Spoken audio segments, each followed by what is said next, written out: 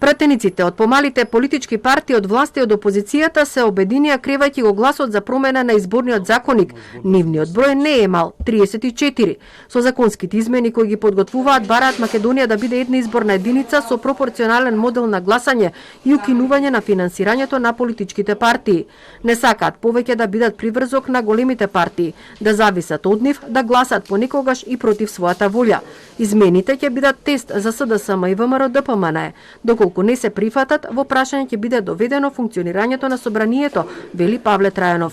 Ако не се прифати, тогаш ќе има блокада на парламентот и не може да функционира нити СДСМ самостојно судои, нити пак ВМРО на било кој начин може да функционира. Така да очекуваме за тоа да се разговара и што е најбитно, декларативните заложби дека се залага СДСМ за една изборна единица, дека и ВМРО ДПМН се сложиле и така натаму, ќе видиме, затоа што на овие две политички партии не им одговара една изборна единица, бидејќи помалите партии ќе ги напуштат коалициите и ќе може да одат самостојно. СДСМ и ВМРО ДПМН не се изјаснуваат за предлогот, барат да се формираат работни групи кои ќе ги разгледаат измените. На 2021 година е изборна година, околу пред секој изборен процес ги отвараме прашањата околу промена на изборниот законник и јас се надевам дека работни групи од политичките чинители ќе седнат и ќе го изнајдат решението кое што ќе биде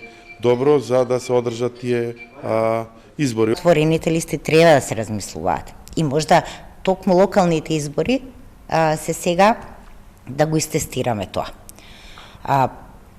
Јас се надевам дека и другите политички партии ќе размислуваат и размислуваат во тој правец, така да ќе видиме.